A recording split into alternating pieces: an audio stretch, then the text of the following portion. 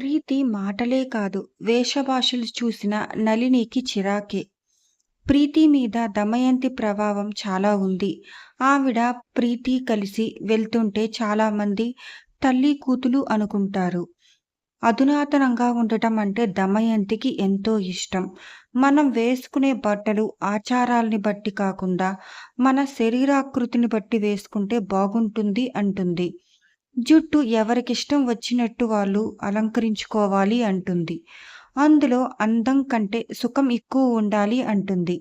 చాలామంది ఆడవాళ్ళకి వాళ్ళ శరీరాల మీద శ్రద్ధే ఉండదు. వయసు రాకముందే వచ్చేసిన వాళ్ళలా శరీరం గురించి అలక్ష్యంగా ప్రవర్తిస్తారు. కాస్త తెలివితేటలు ఉపయోగిస్తే వయసు దూరం పెట్టవచ్చునని ఆవిడ ఉద్దేశం. ఆవిడ బ్యూటీ పార్లర్ వెళ్తుంది. అందరూ ఆడవాళ్ళకి అలంకరణలు రావు. అది ఒక ప్రత్యేకమైన కళ.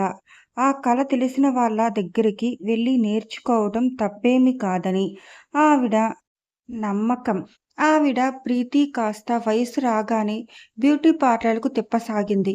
ఒకసారి వివేకానంద్ ఊరు వెళ్లి తిరిగి వచ్చేసరికి ప్రీతి కనుబొమ్మలు, జుట్టు కత్తిరించుకుని ఉంది. "ఎలా ఉంది డాడీ" అంది. "బాగాలేదు. ఎందుకిలా చేశావ్" అన్నాడు. అతను ఆడపిల్లలకి పొడుగాటి జుట్టు ఉంటే అందం అనుకుంటాడు. "బాగాలేదా? బాగుంది డాడీ. నాకు బాగుంది" ఊ ఊ అని ఏడుస్తుంది. మొదలుపెట్టింది. "ఓకే ఓకే బాగుంది సరేనా?" అతను వెంటనే ఒప్పేసుకున్నాడు. "నాకిలా చాలా బాగుంది చూడు" ఇలా అంటుంటే జుట్టు ఎలా అందంగా ఎగురుతుంది. గెంతులేస్తూ చూపించింది. వికీ "నాక్కూడా బాగుంది" అన్నాడు.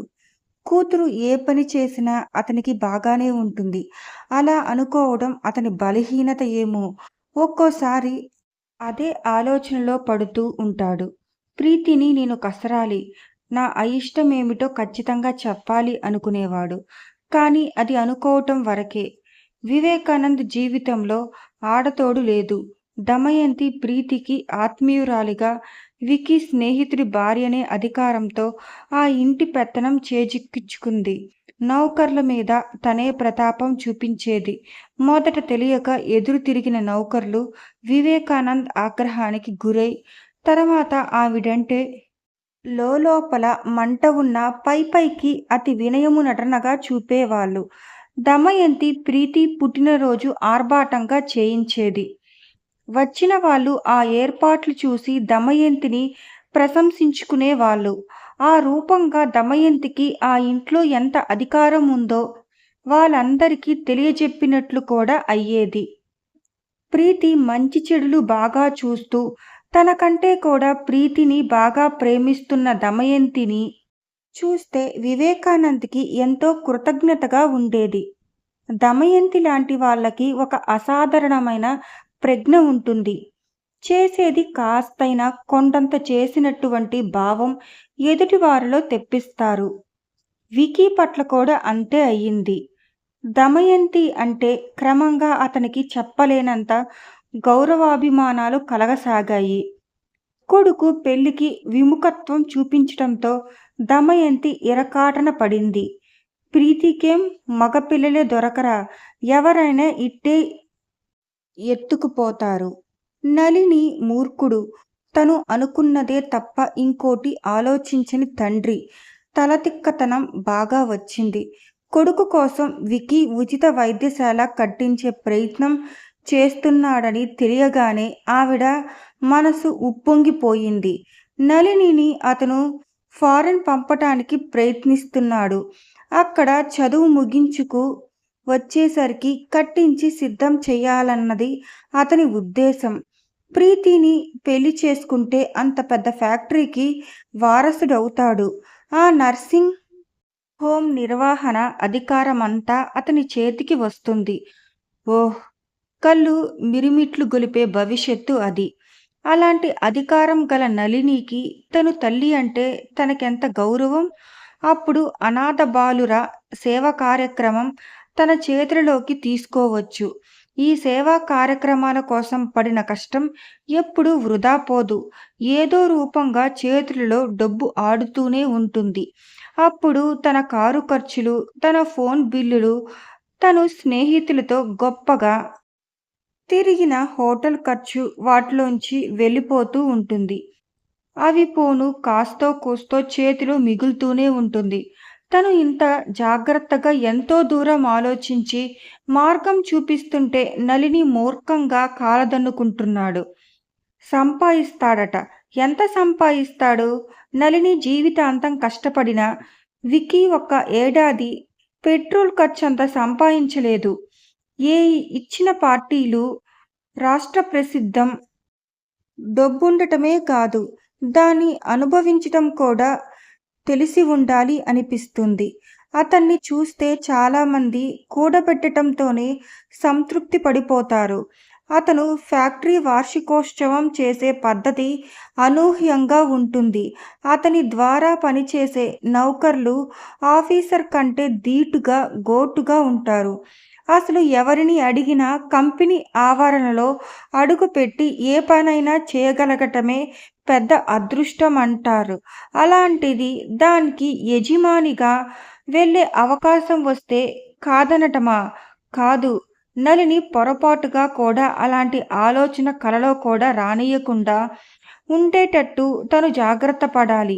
నళిని దేనికి బెదరకపోయినా తను చచ్చిపోతానంటే మాత్రం బెదురుతాడు.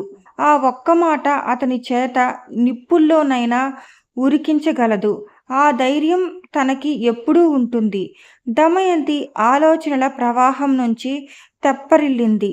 చటుక్కున గుర్తుకు వచ్చిన దానిలా లేచి వెళ్ళి లీలా నర్సింగ్ హోమ్కి ఫోన్ చేసింది. 2 నిమిషాల్లో ప్రీతి ఫోన్లో మాట్లాడింది. ఆంటీ మీరా? అంది ఆనందంగా. అవునమ్మా, నళినిని పంపాను. వచ్చాడా? వచ్చాడంటీ. ఇదిగో ఇక్కడే ఉన్నాడు. అన్నుని పరీక్ష చేస్తున్నాడు. ఎలా ఉంది ఆ అమ్మాయికి? చాలా సీరియస్గా ఉందాంటీ. జ్వరంతో ఒంటి మీద అసలు తెలివే లేదు. ప్రీతి గొంతులోకి ఏడుపు వచ్చేసింది. నేను రానా తల్లి? వద్దులే ఆంటీ, నళిని ఉన్నాడుగా, చాలు. ముక్కు చీదుతూ అంది. నాకేమీ ఇబ్బంది లేదు.